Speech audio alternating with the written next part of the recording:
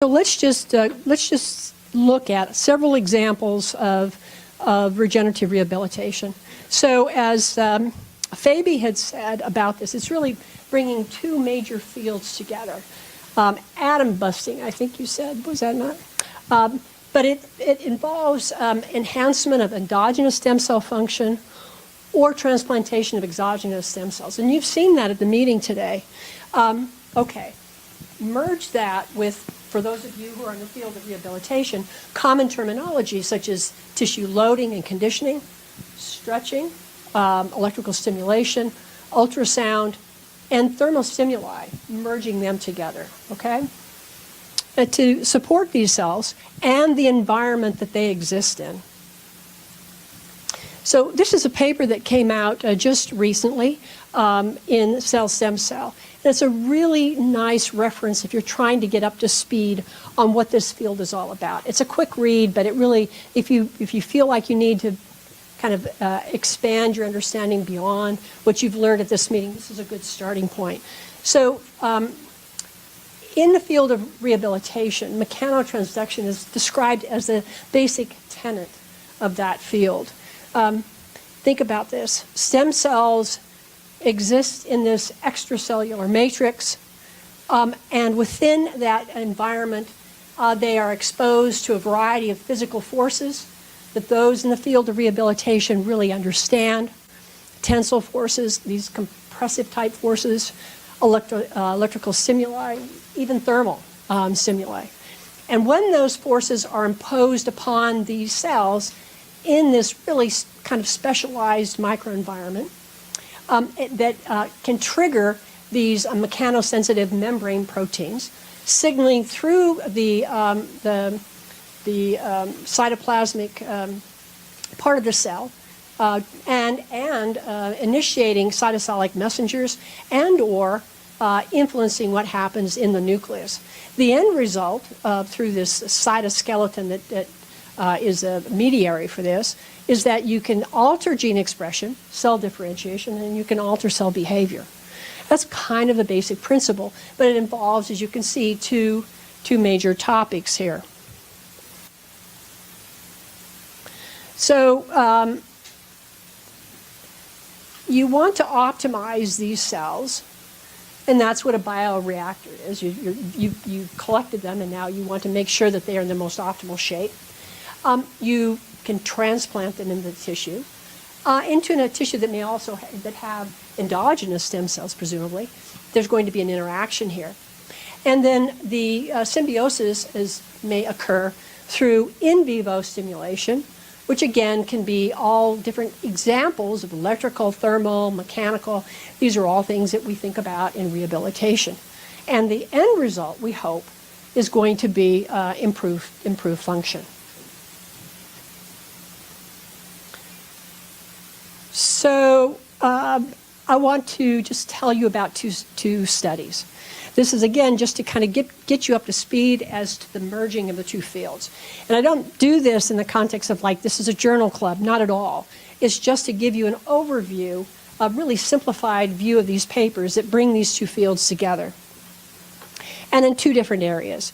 And everything that we'll talk about today when I say preclinical models is all relative to rodent work because they're the most studied in the laboratory setting.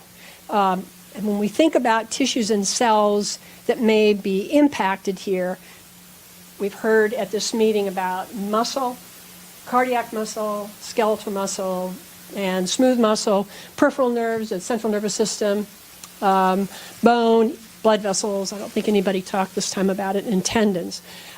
These two papers that I want to just show you begins with this concept of a muscle problem, volumetric muscle loss. So if you lose enough of your volume, the part of your muscle, skeletal muscle, it's very difficult to repair that. So the clinical problem here is that you will end up with a lifelong disability because the only way right now to deal with that is debridement of the scar that happens as a consequence of a large volume of tissue lost, and then muscle flaps. So the biologic challenge here was to utilize muscle stem cells to support regeneration, a function and structure.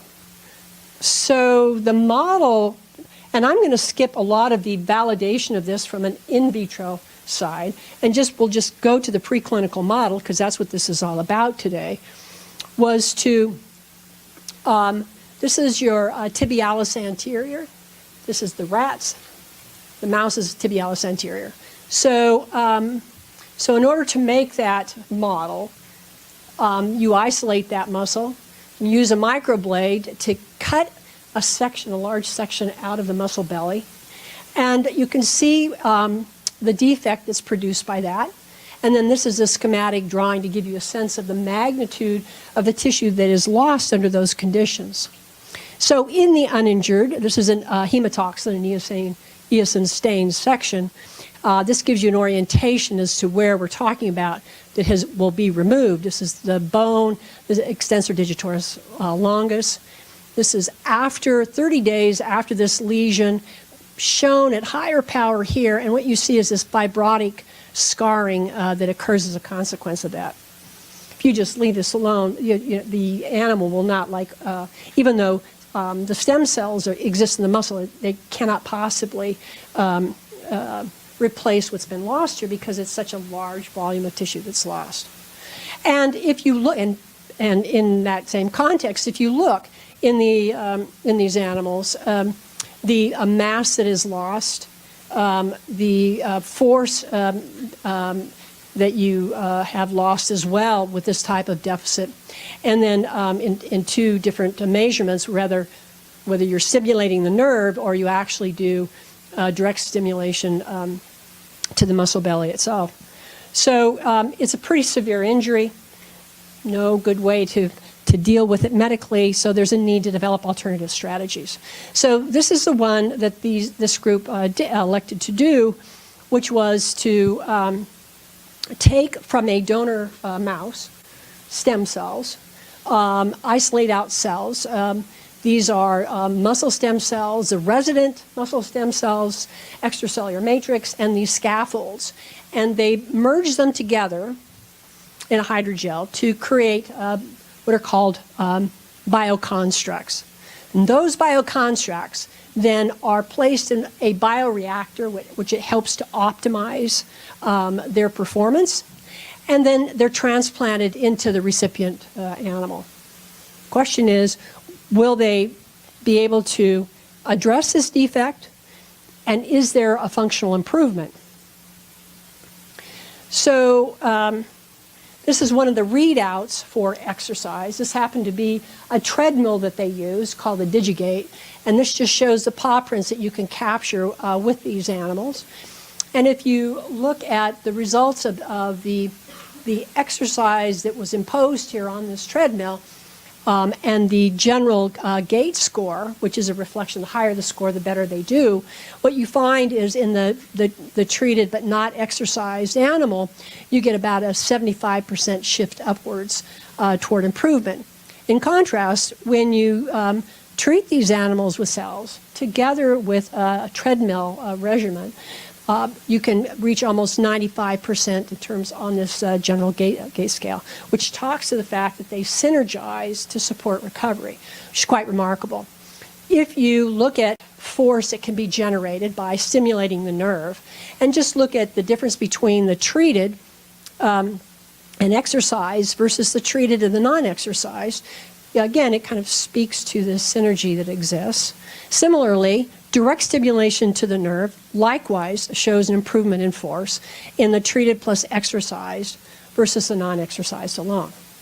So I think a very nice example of bringing the two fields together. Is this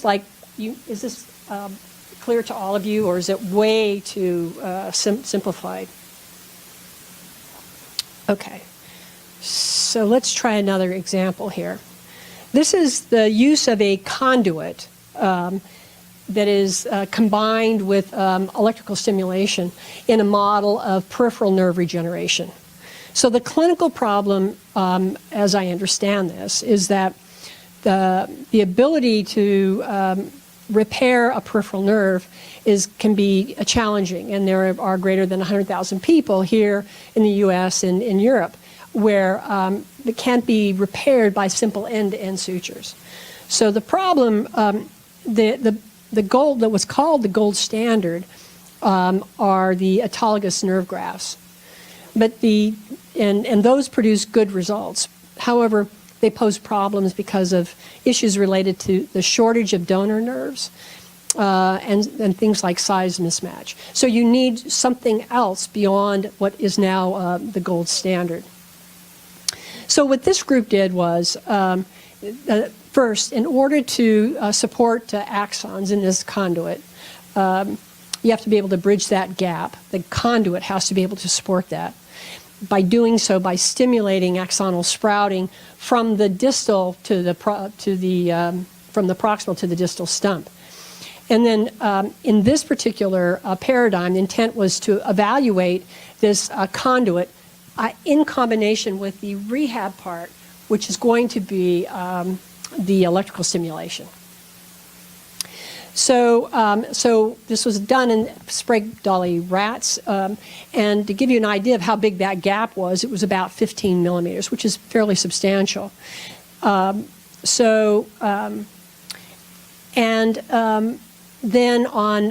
once it was put in position, they had a titanium alloy wire that was linked between the proximal and distal segments, and that's how the electrical stimulation was being conducted. So if you look at what this really appears, you see the conduit. This is the peripheral nerve. This is the gap you see in the conduit just in place. This is the positioning of the wires. And this is where you can see what it looks like about 8 weeks later, and this is what it looks like. Here's your conduit and the sciatic nerve here. And by cross-section, this is what the cross-section looks like. The last is just a schematic drawing of the fact that once it's in place, they apply this electrical stimulation. So what happened? The nice thing about when you think about designing for these preclinical trials is to have multiple outcome measures that would support the idea that you are improving function. In this case, they did several different types: electrophysiology, histology, and then functional evaluation. So for the electrophysiology, remember the idea here is that the autologous grafts work well. So what you would ideally like to have is to have a system that would be in line with the improvement that you would see with those grafts. So if you compare just the black bar and the white bar, the white bar are the autologous grafts, and the black bar is the combinatorial treatment. It's clear that you need to put the combinatorial treatment that is better than just the conduit alone, which is this kind of stippled graft. And you see that, which is consistent throughout all these parameters. Electrophysiology, the nerve conduction studies, the autograft, and the combined treatment are similar in terms of improvement. Functional evaluation based upon the sciatic nerve functional assay. Similarly, the co-treatment is the same, very similar to the autograft. And histology, looking at the average axon diameters or the number of nerve fibers, all point to the fact, all kind of independent parameters, that this combinatorial treatment has a major effect upon functionality here. And we have an idea of why it's working. It's stimulating growth through that conduit. So I think another really good example of bringing the two fields together, one in peripheral nerve, one on volumetric muscle loss.